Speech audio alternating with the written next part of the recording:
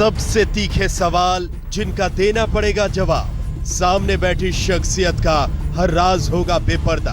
आज तक की पॉलिटिकल इन्वेस्टिगेशन टीम इंटरोगेट कर रही है देश के दिग्गजों को। आज की पीआईटी है अंजना ओम कश्यप, अशोक सिंघल और सईद अंसारी। इनके सामने है बीजेपी के सांसद साक्षी महाराज। साक्षी महाराज जी, क्या आपने ये ठान लिया है कि आप प्रधानमंत्री नरेंद्र मोदी को शर्मिंदा करके मानेंगे? भारत में पहली बार भारत के भाग्य विधाता श्री नरेंद्र भाई मोदी एक यशस्वी प्रधानमंत्री के रूप में उभर करके आए हैं और मैं उनका एक छोटा सा अनुचर हूं, सपोर्टर हूं। तो मैं ये कहूंगा आपने शब्द वापस ले लें तो ज्यादा अच्छा रहेगा। मैं शब्द वापस लूं? हाँ, मैं मोदी का सम्मान बढ़ाने के लिए अपनी जान भी दे सकता हूँ, इस राष्ट्र के लिए अपनी जान भी दे सकता हूँ। आपने ये कैसे कह दिया कि मैं मोदी को शर्मिंदा करना चाहूंगा? क्योंकि आप भारत की जमीन पर खड़े होकर कहते हैं कि नाथूराम गोडसे शहीद थे। ये आप भारत में कैसे कह सकते हैं? वो महात्मा गांधी का हत्यारा है। मुझे लगता है अंजना जी, आप अपनी बात मेरे मुंह से कहलवाना चाहेंगी। वो आपकी ताकत नहीं कि आप अपनी बातों को मेरे मुंह से कहलवा सकें। मैंने ऐसा कुछ नहीं कहा। क्या कहा है? क्यों नहीं कहा? पार्लियामेंट में आपने कहा था ये बात कि वो देशभक्त है, राष्ट्रभक्त है। उसके बाद आपको माफी मांगनी पड़ी थी पार्लियामेंट के भीतर। मैंने कतई माफी नहीं मांगी थी अशोक सिंघल जी। फिर मैं कहना चाहता हूं, आप लोग 3 आदमी घेर के मुझे अपनी बातों से बुलवाना चाहें या दबाव बनाना चाहें तो साक्षी पर दबाव बन नहीं सकता। मेरी बात को सुनिएगा, मेरी बात को सुनिएगा। लेकिन आप 3 बोलेंगे उतना ही मैं बोलूंगा। आप मेरी बात को नहीं सुनेगा, बात नहीं चलेगा। मेरी बात को सुनिएगा, मेरी बात को सुनिएगा। एक पत्रकार ने आप जैसे किसी पत्रकार ने मुझसे पूछा कि फलां जगह नाथूराम गोडसे का शौर्य दिवस मनाया जा रहा। मैंने कहा भारत विश्व का सबसे बड़ा लोकतांत्रिक देश है। शिबू सोरेन झारखंड में रावण लीला करते हैं, राम का दहन करते हैं। तो महात्मा गांधी तो हमारे प्राण हैं, भारत की आत्मा है। और ये कोई नहीं नकार सकता कि महात्मा गांधी की हत्या नाथूराम गोडसे ने की। लेकिन इस लोकतंत्र में अगर नाथूराम गोडसे को कोई राष्ट्रभक्त मानता है, कम से कम मैं तो नहीं मानता, इसमें मेरा क्या दोष है? आप नहीं मानते? सुनिए ना, ठीक है। मैंने ये कहा कि अगर कोई मानता है तो मुझसे क्यों पूछ रहे हैं? जो शौर्य दिवस मना रहे हैं उनसे पूछिए, जो मानते उनसे पूछिए। इतना एक शब्द कह के मैं आगे निकल गया। नेशनलिस्ट कहा आपने, राष्ट्रभक्त, देशभक्त, ऐसे शब्दों का इस्तेमाल किया। जब बवाल मचा पार्लियामेंट के हाउसेज के अंदर, लोगों ने शोर शराबा मचाया, उसके बाद आकर के आपकी बोलती बंद हुई और आपको माफी मांगनी पड़ी। सिंघल जी, मैं ये कहूंगा, ये बातें मैं कभी कुछ कह के वापस नहीं लिया करता। हम तो मौजूद थे। नहीं, आप कहाँ मौजूद थे? मैं कभी कुछ कह के वापस नहीं लिया करता हूं। मैंने कुछ कहा ही नहीं था। और इसमें दूसरे दिन, क्योंकि कांग्रेस बौखलाई हुई है, कांग्रेस के पास कुछ बात है नहीं। जिस दिन की घटना हुई थी उसी दिन तत्काल जिस मीडिया वाले ने गलत चलाया था, मैंने प्रेस में आके कह दिया था, जहां से एंट्री करते हैं, कि ऐसा मैंने नहीं कहा है, ये आप गलत। तुरंत मैंने जाके वेंकैया जी को कह दिया, तुरंत मैंने मुलायम सिंह को बताया कि ये स्टेटमेंट गलत तरीके से प्रेस किया। तो उस दिन कुछ भी नहीं हुआ। लेकिन कांग्रेस के पास कुछ नहीं था। उन्हें लगा कि हमारे हार में ब्रह्मशस्त्र आया और हाथ से निकल गया, तो ये बवंडर दूसरे दिन बनाने का प्रयास किया गया था। आज बता दीजिए देश को, नाथूराम गोडसे को आप क्या मानते हैं? नाथूराम गोडसे ने महात्मा गांधी की हत्या की और उसका उनको फल भोगना पड़ा। नहीं है ना? वो मैं क्या कर सकता हूँ? जो देशभक्त मैं उस समय नहीं था, मैं शायद पैदा भी नहीं हुआ था। नाथूराम गोडसे ने महात्मा गांधी की हत्या की और वो ऐसा बहादुर व्यक्ति था कि भागा नहीं। उसने कहा कि मैंने की है, उसने कबूल किया और उसकी सजा उसको मिली, उसको भी उसने कबूल किया। वही भागा नहीं, जैसे दाऊद भाग गया ऐसे नहीं भागा, मतलब आप जैसे टाइगर मैनन भाग गया ऐसे नहीं भागा। उसने हत्या की और हत्या कबूल किया कि मैंने अपने कारणों से कुछ मुझे लगा हत्या की है। कोई भी हत्या करे और अब भागे नहीं, सरेंडर कर दे तो बहादुर हो जाता। अरे अगर किसी ने हत्या की हुई पाप करे और सरेंडर करे, उसके कारण को समझना चाहिए आखिरकार उसने अपराध क्यों किया। जेलें भरी पड़ी हैं ऐसे लोगों से जिन्होंने हत्याएं की हैं महाराज, और जिन्होंने सरेंडर किया है, उन्हें माफ कर दिया जाए। कि मैं कब माफ करने के दिया रहा हूं? मैं कोई ओवैसी नहीं हूं जो माफ करने की बात करूं। मैंने तो माफ करने की बात की नहीं। अच्छा, ओवैसी क्या है ये बता दीजिए, आपकी राय, आपकी नजर में?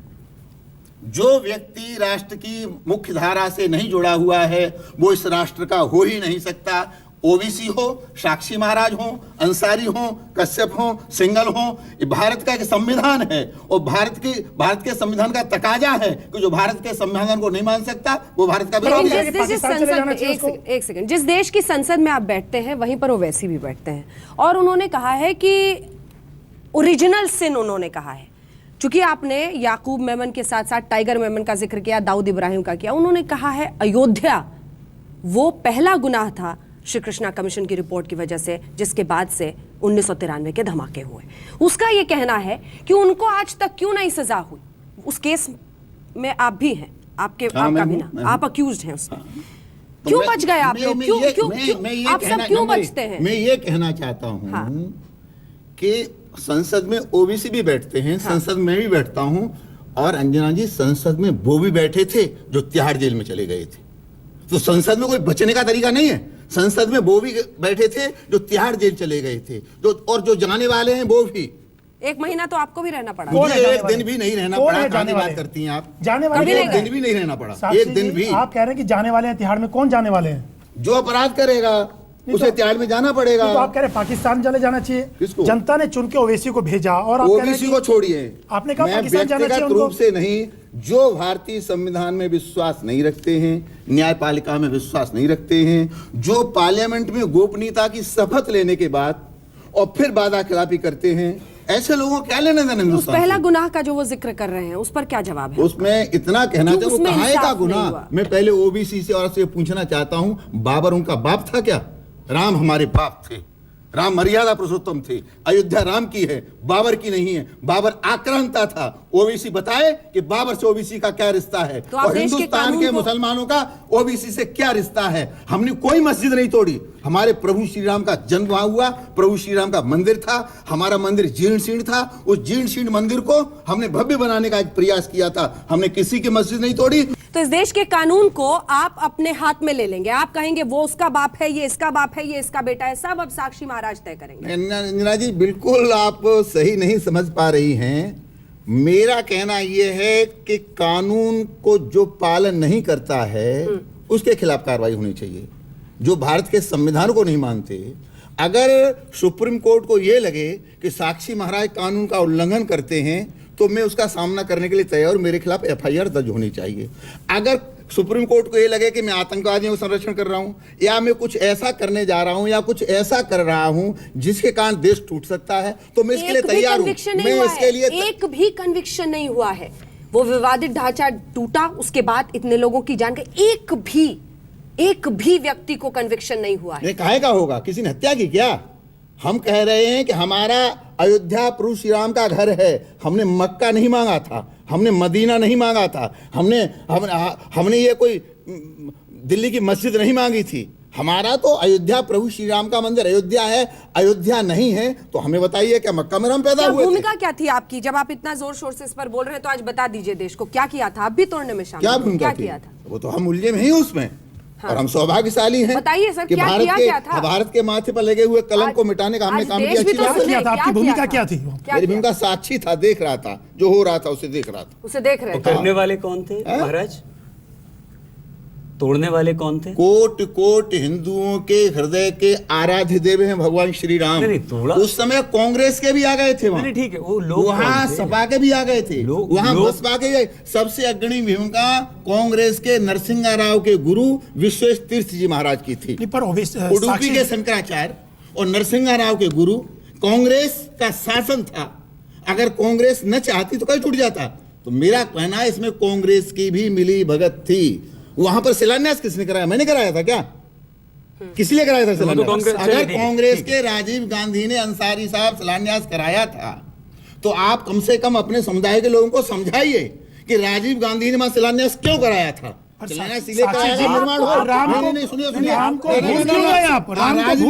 शिलान्यास कराया था किस लिए? आपने इसलिए कराया था वहाँ निर्माण हो। साक्षी हमने वहाँ काम किया क्या? साक्षी जी महाराज, आप एक बोलेंगे काम चलेगा। एक सेकंड, आपके चश्मे में प्रॉब्लम है, आपको व्यक्ति नहीं दिखता है, आपको एक समुदाय का व्यक्ति दिखता है। नहीं, मुझे व्यक्ति दिखा रहे हैं, सारी व्यक्ति दिखा रहे हैं। जो लोग नहीं, ऐसा नहीं है, ऐसा नहीं है। इनका समुदाय भारतीय है, इनका समुदाय भारतीय है। मैं भी मानता हूँ भारतीय है। क्यों कहते हैं कि 4-4 बच्चे पैदा करो ताकि हम आपने नहीं कहा है, आप इससे बोल दिए कि नहीं होना चाहिए, ऐसा नहीं होना चाहिए। मैंने ये कहा है इस देश में एक कानून बनना चाहिए, एक बच्चे का हो, 2 बच्चे का हो।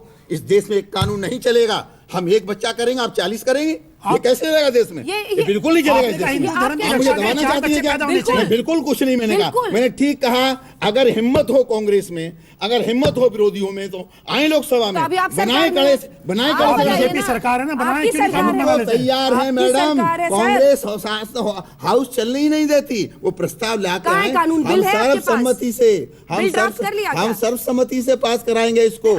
एक बच्चे की बात करिए, 2 बच्चे की बात करिए, एक की मत करिए। सुनिए मैडम अंजना जी, अंजना जी सुनिए, हमारी बात को आपको सुनना पड़ेगा। मैं अनमैरिड हूँ, एक भी बच्चा नहीं पैदा किया। हम 4 भाई हैं, 4 में से 3 अनमैरिड हैं। हमें तो आपने नाम पर ये दिया, तो आपकी चॉइस हुई ना साक्षी जी, आपकी चॉइस है। लेकिन 4 बीबियां, 40 बच्चे, ये इस पर पार्टी नहीं चलेगी। आप कौन होते हैं तय करने वाले? तो कानून में होगा ना प्रोविजन। आप तो तय नहीं करेंगे किसके कितने बच्चे होंगे। मैं नहीं करने वाला हूँ। तो फिर आप क्यों बोलते हैं? कह सकता हूँ आपसे, मैं कह सकता हूँ सरकार से, मैं बात उठा सकता हूँ। उठाओ ना, सरकार आपका लोकतंत्र है, तो मैं बात उठा रहा हूँ। पार्लियामेंट के भीतर उठाते, आप तो सांसद है ना। आपको कब उठाई आपने सदन में, कब उठाई आपने बात? मैं धर्माचार्य हूँ, केवल मेरे 2 रूप हैं, एक मैं सांसद हूँ, एक मैं धर्माचार्य हूँ। अपनी बात को कोई उठा सकता है। साक्षी जी महाराज, अंसारी साहब, अगर मैंने अपनी बात को उठाया, मैंने अपराध किया, मेरे खिलाफ FIR दर्ज होनी चाहिए, एक बात तो आपने मानी, कार्रवाई होनी चाहिए। मैं तैयार हूँ। एक बात आपने मानी कि मैं धर्माचार्य हूँ। धर्माचार्य के पास एक आम इंसान जाता है जी, सुख के लिए, शांति के लिए जी, प्यार मोहब्बत के लिए। बिल्कुल ठीक है। आपके पास भी आते होंगे बहुत सारे आते हैं। मुसलमान क्यों डरता है आपसे? आता है, डरता है। नहीं डरता है, आपकी बातों से डरता है, आपके बयानों से डरता है। कहीं नहीं डरता। आप जब बोलते हैं, आप जब बोलते हैं एक किसी एक को, साक्षी जी महाराज, अगर आप किसी एक को बोलते हैं कि पाकिस्तान चले जाओ, तो वो एक भले ना डरे, वो एक आपको चुनौती दे देता है। लेकिन इस हिंदुस्तान का गरीब आम मुसलमान डर जाता है। सुनिए, जो मुझे निकट से नहीं जानता है या जो मेरी बात सुनकर के गलतफहमी में लोग फंसा देते हैं, वो मुझसे डर सकता है। मुसलमान मेरे इतने मुरीद हैं, मुसलमानों का इतना मुरीद हूं कि मैंने सलमान खुर्शीद जैसे व्यक्ति की जब विदेश मंत्री थे, फर्रुखाबाद में जमानत जब्त की, उनकी संख्या बहुत बड़ी। अच्छा, आज भी मैं भोपाल जाता हूँ, तो कमाल मंसूर के यहाँ खाता हूँ, वहाँ कपड़े धुलते हैं, वहाँ सेवा होती है। आज भी कितने मुसलमान मेरे दीवाने हैं। तो ये आरोप मुसलमानों से डरते हैं, ऐसा नहीं। अभी घंटे 2 घंटे मेरे पास बैठिए, कितने मुसलमान मेरे पास आते हैं। आज आप कोई एक बात ऐसी इस देश के मुसलमानों को कह सकते हैं जिससे उन्हें लगे कि नहीं साक्षी जी महाराज तो महात्मा गांधी हो? एक नहीं 10 कह सकता हूं। एक बात कह दीजिए, एक उन्हें आश्वासन दे दीजिए। देखिए, मैं बहुत शालीनता से कहना चाहूंगा, 67-68 साल कांग्रेस ने देश पर शासन किया और हमें बदनाम करके किया। मुसलमानों, बीजेपी आ गई तुम्हें खा जाएगी। हम प्याज भी नहीं खाते, हम लहसुन भी नहीं खाते हैं। हम पर आरोप लगाया गया बीजेपी आ गई तुम्हें खा जाएगी। और जब मोदी को 2014 में लाया गया, मोदी आ गया गुजरात बना देगा, मोदी आ गया गुजरात बना देगा। मैं फिर भी सलाम करता हूं हिंदुस्तान के मुसलमानों को। इन राजनेताओं के बहकावे में हिंदुस्तान का मुसलमान नहीं आया। चाहे 7% सही, 8% सही, 10% सही, मुसलमान ने बीजेपी को वोट दिया, मुझे भी वोट दिया। उससे 282 हम जीत करके आ गए। और अब जब से मोदी जी देश के प्रधानमंत्री बने हैं, हमने अभी सदस्यता खोली। 31 लाख मुसलमानों ने बीजेपी की सदस्यता ग्रहण की है।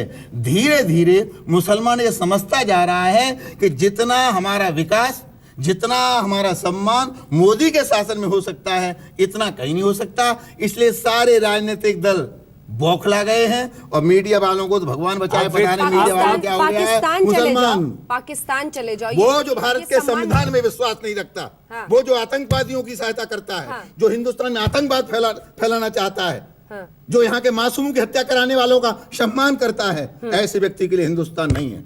चाहे वो कोई भी हो, चाहे वो कोई भी हो, नहीं क्यों हूँ, वो हिंदू मुसलमान मैं कौन हूँ सर, हिंदू हो चाहे मुसलमान, तय कौन करेगा कि वो हिंदू हो चाहे मुसलमान? कोर्ट न्यायालय ने फांसी दी मैडम, मैंने फांसी नहीं दी। न्यायालय करेगा, ये कानून करेगा। कानून को प्लीज अपना काम करने दीजिए। बिल्कुल और जो करने कानून में दखल देने का प्रयास करते हैं उनको 100 को नोटिस जाना चाहिए। और वो जो जनाजे में शामिल हुए सब वो कौन लोग थे साक्षी जी महाराज? मुझे लगता है चाहे तो जनाजे में शामिल हों, मैथिली शरण गुप्त ने एक शब्द लिखा है, पंक्ति लिखी है कि अपराध करने वाला तो अपराधी होता ही है, पर अपराधी का साथ देने वाला उससे बड़ा अपराधी होता है। सारे अपराधी थे। सुनिए ना, मेरी बात सुनिए। आप बता दीजिए। अन्याय सहकर बैठ जाना ये महादुष्कर्म है। न्यायार्थ अपने बंधु को भी दंड देना धर्म है। इस तत्व पर ही पांडवों का कौरवों से रण हुआ, जो भव्य भारतवर्ष के कल्पांत का कारण हुआ। पांडव भी कह सकते थे मेरे भाई है, मैं सजा नहीं दूंगा, लेकिन पांडवों ने 56 करोड़ यादवों का कत्लेआम किया था। यहाँ तो एक को फांसी लगी। मैं ये नहीं कहता कि जो हज्जुम था, अंसारी साहब, मैं ये कतई नहीं कहता कि जो हज्जुम था वो गलत था, या हज्जुम आतंकवादियों का था, या हज्जुम क्या था, लेकिन एक गलत व्यक्ति के पीछे, एक आतंकवादी के पीछे इतना हज्जुम जाना, ये राष्ट्र के लिए चिंता का विषय है। ये चिंता आप करेंगे, ये चिंता मीडिया करेगी, ये चिंता पार्लियामेंट करे, यह चिंता सुप्रीम कोर्ट करे, साक्षी महाराज नहीं। अगर किसी राज्यपाल ने कुछ कह दिया है तो एक आतंकवादी के पीछे इतना हज्जुम, ये राष्ट्र के लिए चिंता का विषय है। मदरसा को लेकर सवाल उठाया आपने कि मदरसा में एजुकेशन ठीक नहीं दी जाती है, वहाँ पे आतंकवाद की शिक्षा दी जाती है। तो हमारे मोदी जी मदरसों का मॉडर्न करना चाहते हैं, तो बढ़िया शिक्षा देना चाहते हैं। हम चाहते हैं मदरसे से आईएएस निकले, और देवेंद्र फडणवीस क्या कर रहे हैं? आईपीएस निकले। हम सोचते हैं कि वहां से अच्छे लोग निकले, इंजीनियर निकले, वहां से अब्दुल कलाम साहब जैसे लोग निकले। अब्दुल कलाम भी तो हैं जिनके लिए सारा देश रो रहा था, मैं भी रो रहा था, उन्हें सलाम करता हूँ, सारा विश्व सलाम करता है। वो मुसलमान नहीं है क्या? हामिद मुसलमान नहीं थे क्या? मुसलमान क्या आकिब मुसलमान अकेला? ओबीसी मुसलमान है क्या? ये अंसारी भाई साहब मुसलमान नहीं है क्या? ये कुछ नहीं है। तो मदरसों को क्यों आप टारगेट करते हैं? मैं कहा को मदरसों का आपने कहा? जहां मैंने कहा था तो कितने बम निकले थे वहां पर बर्दवान में? नहीं निकले थे क्या? आप ही दिखा रहे थे। आपने कहा लव जिहाद के लिए मोटिवेट किया जाता है वहां मदरसों में, उनको अवार्ड दिया जाता है क्या? पहले ये तो पता चले लव जिहाद है क्या? मैंने लव ही नहीं जानता हूँ क्या, मुझे पता लव जिहाद क्या। वही तो मैं मैडम क्या करूं, उस चक्कर में फंसा ही नहीं मैं। संत प्रभु लव जिहाद क्या समझा रहे हैं? मैं उस चक्कर में फंसा ही नहीं। हाँ। तो मैं क्या न लव को जानता हूँ न जिहाद को। लव जिहाद नहीं है ना कभी उत्तर प्रदेश में, कभी लव जिहाद कहीं पे नहीं हुआ। मुझे जानकारी नहीं है, होगी तो बोलूंगा आपके सामने। नेपाल के भूकंप के बाद आपने राहुल गांधी के बारे में क्या बोला था? मैंने कोई खास बात तो नहीं बोली। कुछ खास बात बोली थी? क्या खाते हैं वो जिसकी वजह से ये भूकंप हो गया? मैं फिर कहूंगा कि मैं एक संत हूं।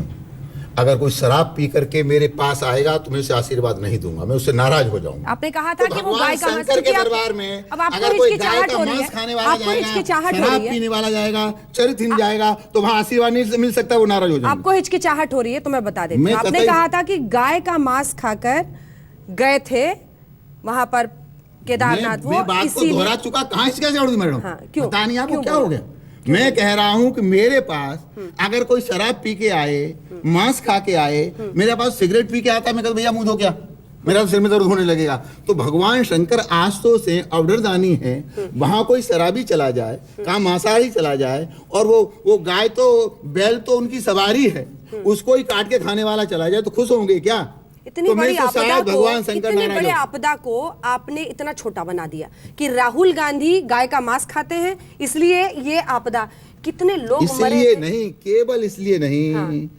इसलिए कि जब जब धर्म की हानि होती है, धर्म का विरोध होता है, तब तब अनावृष्टि, अतिवृष्टि, भूकंप, ये सब होता है। ये हमारे वेदशास्त्र। राहुल से आपको प्रॉब्लम है क्या? राहुल जब से विदेश से लौटे हैं, नई एनर्जी। मुझे राहुल से क्या लेना देना? तो आप ऐसे बयान क्यों देते हैं फिर? हाँ, बोलते वो तो गए अपने काम के लिए और आप टारगेट मेरी समझ में नहीं आता, कहाँ राजा भोज, कहाँ गंगुआ तेली, कहाँ नरेंद्र भाई मोदी, अच्छा, और कहाँ राहुल। आप बराबर में खड़ा कर देते हैं। राहुल गांधी अब कभी एमपी भी बनने की स्थिति में नहीं बनेंगे। क्या बात आप कर रहे हैं? हम ठीक क्या बात कर रहे हैं? स्मृति ईरानी को कैसे हराया? हम ठीक कह रहे हैं। स्मृति ईरानी अरे को छोड़िए कैसे ना, वो 4 दिन पहले स्मृति ईरानी को भेज दिया, मुझे भेज देते, मैं देखता हूँ कैसे हराते मुझे। क्या आप लड़ना चाहते हैं उनके खिलाफ? क्या परेशानी है? स्मृति ईरानी हार गई, आप जीत जाते। मेरी पार्टी चाहेगी, मैं उसके आगे लड़ जाऊंगा। तो स्मृति ईरानी गलत चॉइस थी। क्यों गलत क्या हुई थी? तो हार गई वो। समय नहीं मिला। क्या बात कर रहे हैं? मोदी जी ने रैली की उनके लिए जाकर। पार्टी ने बहुत पहले घोषित कर दिया था। पार्टी ने बहुत पहले घोषित किया था। उधर नामांकन हो रहा था, उधर घोषित किया जा बातें करते हैं साक्षी जी, इतना सब बोलते हैं, ये होना चाहिए, कानून में ये होना चाहिए, सबको शिक्षा देते हैं, सबको पाठ पढ़ाते हैं।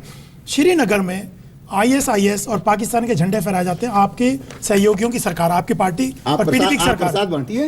नहीं तो आप क्यों नहीं वहां आप अपनी सरकार को बोलते हैं प्रसाद बांटे, नहीं प्रसाद क्यों बांटे, आप अपनी सरकार को क्यों नहीं बोलते कि उनके खिलाफ कार्रवाई करें? यही मेरा दर्द है और आप सब यही बोल रहे हैं, यही मेरा दर्द है। बोलते क्यों नहीं? मैंने खुल के बोला है, मैंने खुल के बोला सरकार हमारे लिए आवश्यक नहीं है, लेकिन धारा 370 के आधार पर हम समझौता नहीं कर सकते। क्यों नहीं उसको खत्म किया? राष्ट्र पहले है। धीरे-धीरे 370 का क्या किया आपने? आप तो कहते थे कि हमारी सरकार करिए, इंतजार करिए। जम्मू कश्मीर में तो समर्पण कर दिया है, सत्ता के लिए समर्पण कर दिया है। समझ में नहीं आता मीडिया वालों, क्या हो गया है आपको? 65 वर्ष शासन करने वालों का हिसाब नहीं मांग रहे आप? खूब मांगा। 1 साल वालों का हिसाब मांग रहे हैं, कुछ नहीं मांग रहे आप। खूब मांगा। कहाँ मांग रहे हैं? 1 साल वालों का हिसाब मांग रहे हैं। 5 साल के लिए देश की जनता ने हमको चुना है। 5 साल के बाद जब 19 में हम जाएंगे चुनाव में, हमसे हिसाब मांग लेना। श्रीनगर का भी हिसाब देंगे, प्रवचन दीजिए ना, जहां ISIS के और जम्मू का पाकिस्तान के झंडे फहराए जाते हैं। जम्मू का भी हिसाब देंगे, श्रीनगर का भी हिसाब देंगे, सीमा बॉर्डर का भी हिसाब देंगे। श्रीनगर कब जाएंगे आप? श्रीनगर कब जाएंगे साक्षी महाराज जी? ये तो जाता रहता मैडम। जब हमने श्री राम शिला का पूजन किया था तो जम्मू कश्मीर श्रीनगर कोई जाने के लिए तैयार नहीं था, लोग डर रहे थे। सामान्य अशोक सिंघल ने कहा साक्षी महाराज जा सकते हैं, और मैंने पूरे जम्मू कश्मीर श्रीनगर में रामशिला का पूजन कराया था, मैं गया था। और मुझे आज पार्टी भी आज चला जाऊंगा, मुझे क्या परेशानी है? आत्मा हमारी संस्कृति में अजर है, अमर है। शरीर बनते हैं, बिगड़ते हैं, आत्मा कभी मरती नहीं है। दुनिया में कोई गोली नहीं बनी जो मुझे मार सके। ये तो मरा हुआ है, जिस दिन ये कपड़े पहन लिए उसी दिन मर गया था। क्यों गोली मारेगा कोई आप? मैं ये कह रहा हूं इसलिए मुझे डर नहीं है, मैं चला जाऊंगा श्रीनगर में, जहां बताओ वहां जाऊंगा। वहां मुफ्ती मोहम्मद सईद सरकार पे आपकी पार्टी के भीतर सवाल उठे कि हमको कॉम्प्रोमाइज नहीं करना चाहिए, सरेंडर कर दिया आपकी पार्टी ने। वहां पे तमाम चीजें हो रही है, तो मीडिया आतंकवाद को लेकर इलेक्शन के लिए। सिंगल साहब, एक तरफ तो आप हमें मुस्लिम विरोधी बता रहे हैं, और जब मुफ्ती मोहम्मद सईद के साथ सरकार बना लेते तो आप कहते हैं कॉम्प्रोमाइज किया। ये तो पार्टी के भीतर लोगों ने कहा कि कॉम्प्रोमाइज किया। नहीं, आपके बयान में कहा कि कॉम्प्रोमाइज किया। आप करना क्या चाहते हैं? नहीं तो कॉम्प्रोमाइज एक किया। तरफ आप हमें मुसलमान का विरोधी बताते हैं, और जब मुफ्ती मोहम्मद साहब के मिलकर के हम सरकार बनाते हैं तो आप कहते हैं आतंकवादी सरकार बना ली। कॉम्प्रोमाइज किया, ये कहा गया, कॉम्प्रोमाइज किया गया। भी आपकी मुफ्ती मोहम्मद सईद ने कहा हमारे अमित शाह ने क्रेडिट दिया चुनाव के लिए। हमारे अमित शाह ने एक प्रयोग किया है, श्रीनगर कश्मीर के कुछ अलगाववादी लोगों को राष्ट्र की मुख्य धारा से जोड़ने के लिए। हम चाहते हैं हिंदू और मुसलमान, सिख और ईसाई एक बजे। तो ये झंडे ऐसे ही फहराए जाते रहेंगे, झंडे ऐसे ही फहराए जाते रहेंगे वहां पे, काम करेंगे। नहीं, झंडे ऐसे फहराए जाते रहेंगे पाकिस्तान और नहीं, कार्रवाई होगी। क्यों? कब होगी? कब? अरे आपने समय दिया है, आप देखिए हम लोग। अमित शाह जी ने कुछ बात की आपसे कि थोड़ा सा टोन डाउन कीजिए। किसने? अमित शाह जी ने। ईमानदारी से मेरा टोन कुछ है नहीं, मतलब ये जो लव जिहाद, मुसलमान के 5 बच्चे तो तुम्हारे 10 बच्चे करो, ये करो वो करो, थोड़ी बातचीत हुई है इस पर कि थोड़ा ये कम करना चाहिए, क्योंकि दिल्ली में तो बहुत बड़ा सबक क्या अपराध कर दिया? मैंने कहा एक राष्ट्र की सीमा के लिए भेज दीजिए, मेरे है नहीं, मैं राष्ट्र की सेवा कैसे करूंगा?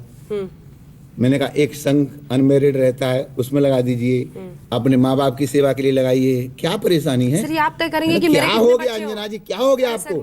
हरियाणा में 1000 लड़कों पर 600 लड़कियां रह गई हैं। क्या होने वाला है इस देश का?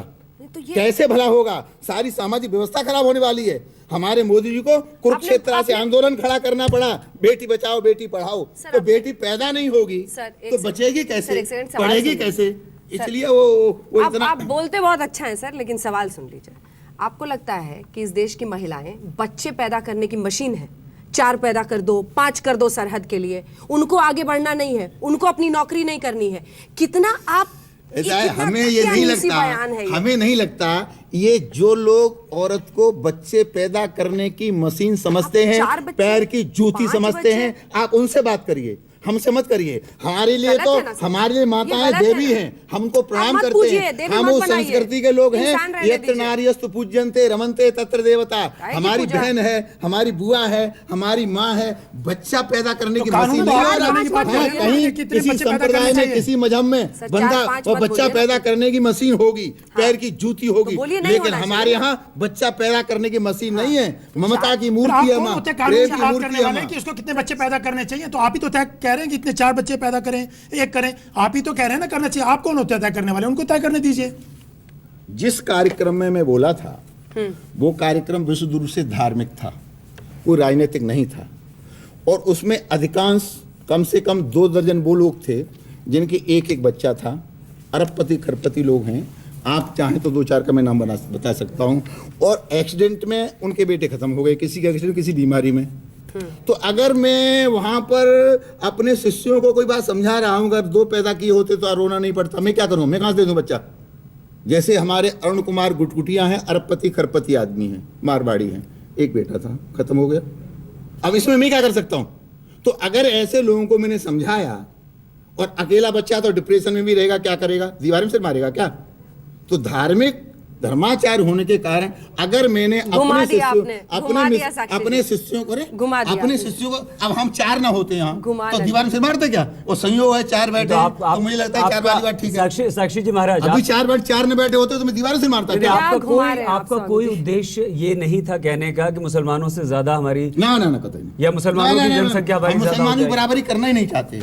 मुसलमान के अंदर तो अवगुण भी है, हम क्यों लेंगे उनको। मुसलमान स्त्री को पैर की जूती समझता है, हम क्यों समझेंगे उसको। वो मशीन समझता है, हम क्यों समझेंगे उसको। मुसलमान की न बराबरी करने का, न मुसलमान का कोई अपमान करने का हमारा कोई इरादा नहीं था। मुसलमान ही उतना बड़ा भारतीय नागरिक है जितने साक्षी महाराज भारत के नागरिक हैं। अच्छा, इस भारत पर जितना अधिकार साक्षी महाराज का है उतना ही मुसलमान फिर का बोल गए आप है। इस्लाम लेकिन के हम खिलाफ। उसके विरोधी हैं फिर जो बोल गए राष्ट्र का आप इस्लाम विरोधी के है। खिलाफ। हम उसके विरोधी हैं जो पार्लियामेंट पर बम फेंकता है। हम उसके विरोधी हैं जो मुंबई में ब्लास्ट करता है। हम उसके विरोधी हैं जो गुरदासपुर में बम ब्लास्ट करता है। हम मुसलमान के विरोधी कतई नहीं है। हम मुसलमान के लिए तो रोते हैं। अब्दुल कलाम साहब भी तो मुसलमान हैं। 2.5-3 घंटे मेरे आंखों से आंसू नहीं रुके। मेरा मानना था जो ठेला लगा, अब्दुल कलाम साहब, जो ठेला लगा, एक मिनट, जो ठेला लगा, जो फल बेचता है, जो मजदूरी करता है, आप सुनिए ना, जो मजदूरी करता है वो भी मुसलमान है। सुनिए, एक मेरी बात सुनिए, दूरी रह जाएगी।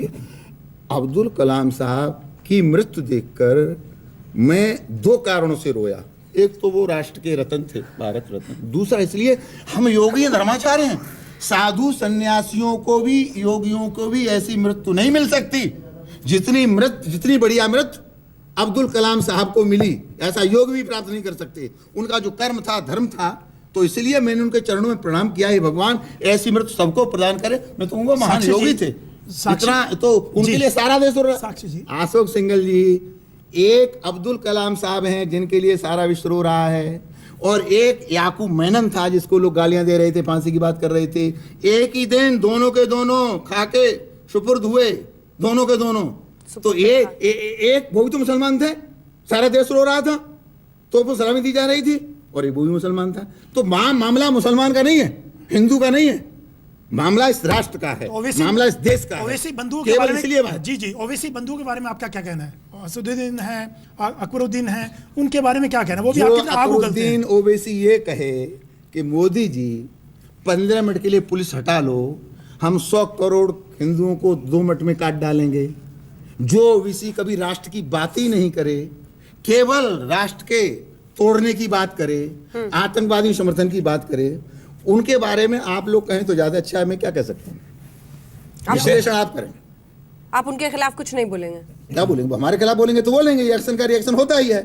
अच्छा, नहीं अभी आपने इस्लाम के खिलाफ बोल दिया। पैरों की इस्लाम के खिलाफ कभी नहीं बोल सकता, कभी नहीं। क्या बोलूंगा इस्लाम के खिलाफ? अभी आपने कहा कि वो मुस्लिम समझते हैं मोहम्मद पैर की साहब, जूते मैं पहला औरतों व्यक्ति को। बोलने वाला हूँ। मोहम्मद साहब एक महान योगी थे। इस हिंदुस्तान में सबसे पहले कोई बोला तो मैं बोला। और आपने ये कहा कि मैं सच्चा मुसलमान हूं। सुनिए मैडम, सुनिए अंजना जी। और उसमें जो ये नमाज पढ़ते हैं 5 बार की, हिंदू उतना सूर्य नमस्कार नहीं करता है जितना मुसलमान करता है। उनका जितना बार नमाज करने का तरीका है 5 बार का, हिंदू तो 1 बार भी नहीं करता। तो मैंने ये कहा कि मोहम्मद साहब सबसे बड़े योगी थे, एक महान योगी थे। हम लोगों ने एक पुस्तक भी छापी है। तो इसलिए इस्लाम और मोहम्मद साहब को मानने वाले लोगों को न तो राष्ट्र का विरोध करना चाहिए और न योग का विरोध करना चाहिए, न सूर्य नमस्कार का विरोध करना चाहिए। ये भारत की धरोहर है, हम अपने पुरखाओं से जीते, ये तो हमको परंपरा से मिला है। बिहार जा रहे हैं आप चुनाव बिहार प्रचार जाता ही रहता हूँ। नहीं प्रचार कर, बिल्कुल प्रचार में जाऊंगा, प्रचार करने जाऊंगा जा रहे हैं आप। बहुत बिहार इकाई ये कहती है कि मुसलमानों के काफी वोट इस बार 17% मुस्लिम है वहाँ। देखिए 17% मुसलमान हैं, तो मैंने आपसे कहा कि 14वीं लोकसभा के चुनाव में भी हमको मिला, चाहे 7 मिला, चाहे 8% मिला। All over India. अब बिहार में 17% हो चाहे 18% हो, पर पूरा मुसलमान किसी एक पार्टी को नहीं जा सकता। हमारा मानना है कि उस परसेंट में से 100% मुसलमानों का एक हिस्सा बीजेपी के खाते में आने वाला है। साबिर अली लिया इसलिए आने वाला है, साक्षी महाराज जाएंगे इसलिए आएगा? साबिर अली नहीं, साक्षी महाराज को अगर पास से देखेंगे ना और सुनेंगे साक्षी महाराज को, तो मुसलमान कहेगा कि सुना कुछ और था, निकला कुछ और। क्या है, जहां जाऊंगा क्या और मुसलमान के वोट लेके आऊंगा। मैं कैसे ले लेता हूं अपने यहाँ? मुसलमान चिपटता है, गले में माला डालता है, वोट देता है, नोट देता है। आपकी पार्टी को, नरेंद्र मोदी को इतना भरोसा है कि ऐसा भरोसा है कि आपको बिहार भेजेंगे तो वोट मिलेंगे या वोट कटेंगे? अब ये तो मोदी जी और पार्टी नहीं, आप विचार कर सकती है। क्या आपको क्या लगता है? आपको ये भरोसा है कि मोदी जी? सुनिए ना, लेकिन बिहार के हर डिस्ट्रिक्ट हेडक्वार्टर पर, चाहे वो दरभंगा हो, चाहे वो मुजफ्फरपुर हो, चाहे भागलपुर हो, चाहे कटिहार हो, मेरा आश्रम है। और वहां 10-20 हजार वोटों पर को मैं प्रभावित कर सकता हूं। तो मैं पार्टी का सिपाही हूं, वो कहेंगे तो जाऊंगा, नहीं कहेंगे तो जाऊंगा। चलिए ठीक है, आखिरी सवाल आपसे। अब साक्षी महाराज जी से इसी तरह के विवादित बयान, क्योंकि विवाद आप तो हैं, कंट्रोवर्सी मैन तो आप हैं। मैं कोई विवाद बयान नहीं देता हूँ, साफ सुथरे सीधे सीधे बयान देता हूँ। पता नहीं आप विवाद के वो दिल से बातें करते रहेंगे, आप पाकिस्तान लोगों को भेजते रहेंगे, आप बोलते रहेंगे पाकिस्तान मैं जाओ। किसी को पाकिस्तान नहीं भेज रहा, लेकिन जो राष्ट्र का विरोधी है, जो संविधान का विरोधी है, जो आतंकवादियों का पक्षधर है, उसके लिए पाकिस्तान के दरवाजे खुले हैं, जा सकता है। आप भूमि अधिग्रहण पर बात करते हैं, हाँ या नहीं? जी, भूमि अधिग्रहण पर बात करते हैं, हाँ या नहीं? उस पर बयान देते हैं कि नहीं? क्यों नहीं देते हैं? आप बजट पे अपनी राय रखते हैं ना? क्यों नहीं रखते? आप बेटी बचाओ बेटी पढ़ाओ पे अपनी राय रखते हैं, स्वच्छता अभियान पे अपनी बात रखते हैं, गंगा की सफाई पे अपनी बात रखते हैं, करते भी हैं, सब बात रखते हैं, सब होता है। लेकिन चर्चा पाकिस्तान भेजने की, बच्चे पैदा करने की, ये कर देने की, उसको मार देने की ही क्यों होती है? किसको मारने की? नहीं, चल मार देने हटा दीजिए, पाकिस्तान को भेज दो। किसको भेज दो? पाकिस्तान किसी को भी भेज दो। ये आपसे कभी कहा हमने? नहीं, लेकिन चर्चा हम तो सिर्फ चर्चा आपके हमने केवल ओबीसी से कहा, हमने किसी से नहीं कहा, आम मुसलमान से नहीं कहा। और मदरसों की जब बात आई थी, हमने सब मदरसों के लिए नहीं कहा, कुछ मदरसों के लिए कहा। और आज मैं बता रहा हूं आपको, अल्लामा जमीर नकवी का आपने नाम सुना होगा। अल्लामा जमीर नकवी साहब, मेरा इंटरव्यू हो रहा था, फोन आया कि हम भाई आपके साथ खड़े इस मामले पर। हमें भी पता है कुछ मदरसे ऐसे जहाँ ऐसा होता है, कुछ मैंने भी कुछ का उपयोग किया था, आज मैं भी कुछ का उपयोग कर रहा हूं। तो मैंने केवल ओबीसी के लिए शब्द का प्रयोग किया था पाकिस्तान के लिए, मैंने आम मुसलमान के लिए नहीं किया। आम मुसलमान भारत का नागरिक है, वो प्राण देने के लिए तैयार है, मुसलमानों को मैं क्यों कहूँगा? चलिए, उस बात को ऐसे नहीं लेना चाहिए कि मैं सबके लिए कह दिया, ऐसा नहीं हो सकता, ये अपराध मैं नहीं कर सकता। चलिए, और ऐसा अपराध लोकतंत्र में होना भी नहीं चाहिए। नहीं चाहिए। बहुत बहुत शुक्रिया आपका, हमसे बातचीत। बहुत धन्यवाद।